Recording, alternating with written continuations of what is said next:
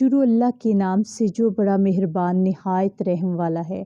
आज दोस्तों हम आपके साथ शेयर करने वाले हैं झटपट से लाहौरी स्टाइल फ़िश फ्राई की रेसिपी। तो कैसे ये बनेगी क्रिस्पी और कोटिंग भी नहीं उतरेगी, कैसे आप इसको ज़्यादा अरसे के लिए फ्रीज़ कर सकते हैं, ये सारी टिप्स मैं आपके साथ शेयर करूंगी इस वीडियो में। तो आपने मेरे साथ रहना है। बाज़ार जैसी नहीं, बाज़ार से कई गुना अच्छी ये बनकर तैयार होगी। अगर पढ़नी है तो मेरे चैनल को लाइक शेयर और सब्सक्राइब ज़रूर कीजिए। इधर मैंने ली है 1 टेबलस्पून लाल मिर्च, हाफ़ टी स्पून नमक और 1 टीस्पून कुटी दादर मिर्चें और हाफ़ टी स्पून हल्दी, हाफ़ टी स्पून अजवाइन, 1 टीस्पून ज़ीरा और 1 टीस्पून इधर कुटा धनिया था मेरे पास और चिकन पाउडर था 1 टीस्पून। इन तमाम मसालों को अच्छे से हम मिक्स करेंगे और मिक्स करने के बाद फिर हम इनको कोट करेंगे फ़िश के ऊपर। अच्छे से आपने इनको मिक्स कर लेना। ये बिल्कुल आपका ऐसा ही तैयार होगा जैसे ये रेडीमेड आपने फ़िश मसाला मार्केट से लाया है, बिल्कुल वही टेस्ट आएगा। अल्हम्दुलिल्लाह आप घर में तैयार करें इसको। आप इसको बना कर रख सकते हैं। जब आप फ़िश बनाएं तो आप झटपट से निकालें और फ़िश पे कोट करें तो अल्हम्दुलिल्लाह परफेक्ट मसाला तैयार है। आप इसको लगाएंगे तो बिल्कुल भी महसूस नहीं होगा कि आपने घर में बनाया है या आपने रेडीमेड लाया है।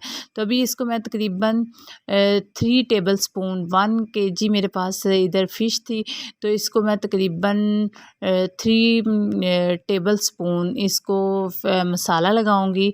अगर आप कम पसंद करते हैं तो आप कम लगा लें। मैं इसको 3 टेबलस्पून लगा के अच्छे से कोट कर लूँगी।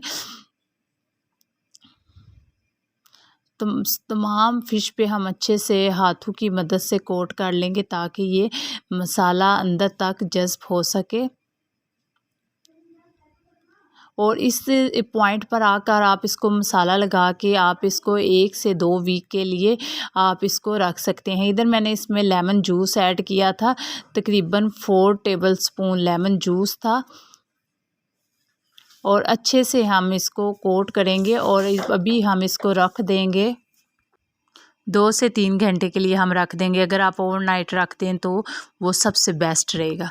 तो अभी हम इसकी लेयरिंग तैयार कर लेंगे। इधर मैंने बेसन ले लिया है, 1 कप मैंने बेसन लिया था। इसमें हाफ़ टी स्पून मैंने नमक और हाफ़ टी स्पून मैंने इसमें कुटी दादर मिर्चें और हाफ़ टी स्पून अजवाइन डालकर इसको अच्छे से मिक्स कर लिया था।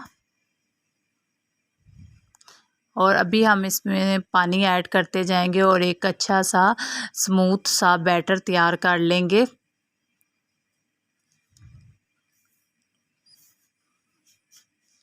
तो आपने एक ही दफ़ा में पानी नहीं डालना, इसमें आपने आराम आराम से पानी डालते जाना है। जितनी कंसिस्टेंसी आपको चाहिए आप उतनी रख सकते हैं। अब देखिए मैंने इतना बैटर को रखा है, इतना का गाढ़ा, इतना ही हमें चाहिए था। और इधर मैंने ऑयल गरम करने के लिए रख दिया था। इधर मैं इसको हाई फ्लेम पर कुक करूँगी फ़िश को। और अभी एक पीस लेंगे और इसको कोट करेंगे और एक्स्ट्रा मैदा हम इससे झाड़ लेंगे, उतार लेंगे।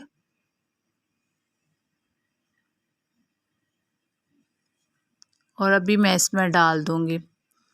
पहले आपने ऑयल को हाई फ्लेम पर रखना है।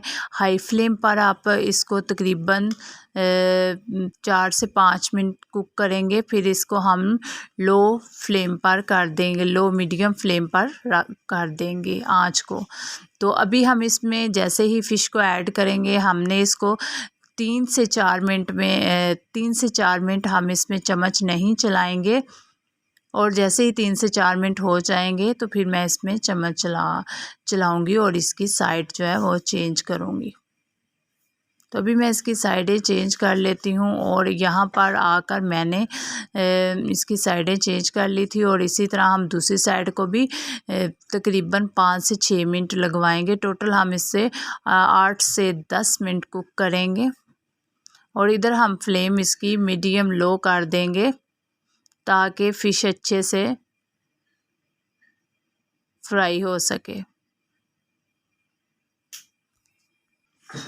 और यहाँ इसका बहुत अच्छा कलर आना शुरू हो चुका था। इसको हमने बिल्कुल भी मतलब तेज़ आंच पे नहीं कुक किया, लो आंच पे हमने इसको तकरीबन 8 से 10 मिनट कुक करेंगे। ज़बरदस्त हमारी ये तैयार हो जाएगी और बिल्कुल भी इसके अंदर पानी नहीं होगा, अंदर तक ये ड्राई हो जाएगा और इतनी मज़ेदार तैयार होगी। आपने पहले फ़िश को नमक और सिरका लगा के आधे घंटे के लिए छोड़ देना है और जैसे आप इसको छोड़ देंगे उसके बाद आप इसको मसाला लगाएं, कोट करें, इसको फ्रीज़ करें, इस पे कोटिंग करें बेसन की। जैसे भी आप बनाना चाहते हैं आप बनाएं।